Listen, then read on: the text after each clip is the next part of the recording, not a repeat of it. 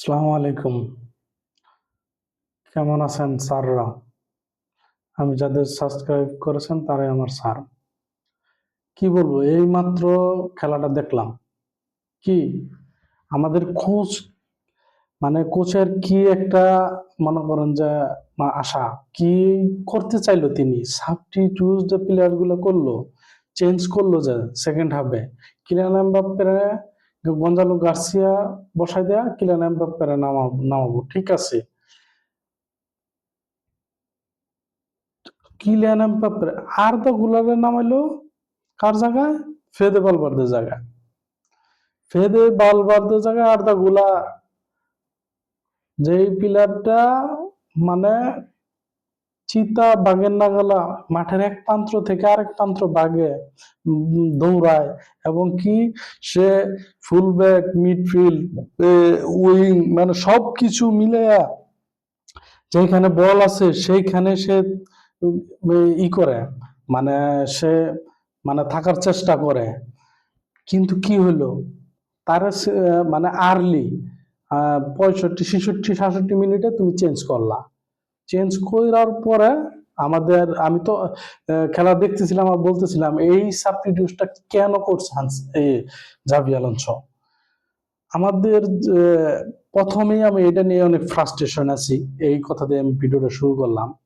প্রথম হাফে যদি বলি, আমাদের প্লেয়াররা খুব একটা যে ভালো খেলছে তা না। আমরা কি করতেছিলাম, যে আমাদের রক্ষণটা সেভ করার চেষ্টা করতেছিলাম, রক্ষণটা সেভ করে অ্যাটাকিং এ যাওয়ার চেষ্টা, যেটা আমরা আগের যে কোচ ছিল উম, ইয়ে কার্লো, তার আন্ডারে যে সিস্টেম ওয়াইজ খেলার চেষ্টা করছিলাম, সেটাই আমরা প্রথম হাফে দেখতে পেলাম। কিন্তু কেন কেন এখন আপনার এই এই জাবি আনসুর ট্যাকটিসেও এই সেম কার্লোর প্যাটার্নটা প্রথম হাফে ফলো করতে হলো? যাই হোক, ফলো করলো, কিন্তু ভিনিসিয়াস জুনিয়র প্রথম হাফটা যে তালে তার কাঁধে করে নিয়ে, ভিনিসিয়াস আর রদ্রিগো প্রথম হাফটা যেই তালে কাঁধে করে নিয়ে তিনজন যে আমাদের ফরওয়ার্ড ছিল, ভিনিসিয়াস জুনিয়র, রদ্রিগো আর হলো গঞ্জালো গার্সিয়া, তারা কাঁধে করে নিয়ে বার্সেলোনার সাথে ইকুয়ালি 2-2 করে আমাদের খেলাটা সমতা রাখলো। সেকেন্ড হাফ খেলাটা শুরুর দিকে আমি খুবই মানে আশাবাদী ছিলাম যে আমরা গেমে ফিরবো, একটা স্কোর করব। সেকেন্ড হাফে শুরু 15-20 মিনিট যদি ধরেন, আমরা খুব ঠিক রাইট টেকেই যাচ্ছিলাম, কিন্তু কি হলো, আমরা গোল গোল গোল পাচ্ছিলাম না। গোল পাচ্ছিলাম না বিধায় আমাদের সাবস্টিটিউশন প্লেয়ার করা হলো ফেদে বালবার্দেকে। ফেদে বালবার্দে কি একটা ইয়েলো কার্ড খাইছে, তার মাথায় সেন্স আসছে, তিনি তাকে দ্রুত সাবস্টিটিউট করানোর ফলে আজকে আমাদের এই হারটা আমি একান্তভাবে মনে করি। আর আমাদের প্লেইং, গেম প্লেইং, মানে সেকেন্ড হাফে বিশেষ করে অত্যন্ত খারাপ ছিল। বলবো আমি লাস্টের যে 25-30 মিনিট অত্যন্ত লেভেলের বাজে ছিল।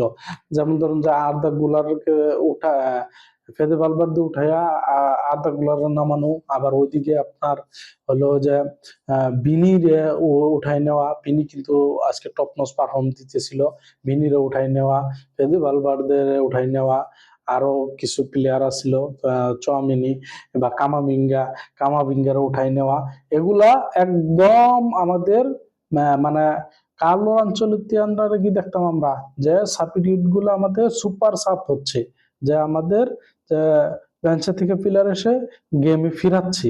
আর এখন দেখতে পাচ্ছি যে মানে আমাদের বেঞ্চের অবস্থাই খারাপ নাকি, মানে জাভি আলোনসো যে সাবস্টিটিউশন গুলো করছে, যে এইখানে কোনো মিনিংলেস পাইলাম না।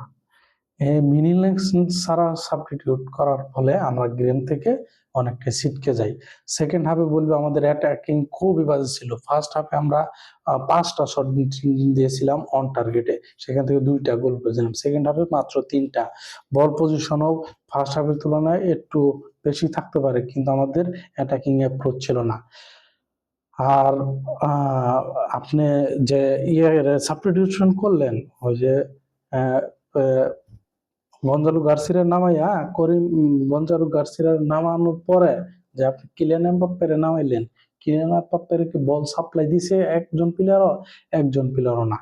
কিলিয়ান এমবাপ্পের দিকে মানে আমাদের মিডফিল্ড যে লিঙ্ক আপ, আপনি পুরা খেলা হাইলাইটস দেখেন, মিডফিল্ডে আমাদের কোনো লিঙ্ক আপ প্লে ছিল না। আর লং বলে যে আমাদের মিডফিল্ডে যে কয়টা বল পড়ছে, দেখবেন ফ্রেঙ্কি ডিয়ং অথবা পেদ্রি, ফার্মিন লোপেস, এরাই মানে বল রিসিভ করার থেকে শুরু করে কন্ট্রোল, মিডফিল্ড দখল সম্পূর্ণ কিন্তু বার্সেলোনার ফেভারে ছিল। বার্সেলোনা তাদের ট্যাকটিক্স দিয়ে সফল হয়ে গেল, কিন্তু আমাদের জাবি আলোনসো আমি মনে করি যথেষ্ট পরিমাণ সময় হয়েছে, তাকে তাকে দ্রুত তার টিম গোছানো উচিত। জানি অনেক ইনজুরি ছিল, তবে দ্রুত একটি সমস্যা সমাধান করা উচিত। আমাদের অনেক টিম মানে যে জাবি আলোনসোর যে টিম প্লেইং বা গেম প্লেইং যেটাই বলি না কেন, সেটা অনেক পুর লেভেলের ছিল আজকে। যাই হোক, আলা মাদ্রিদ।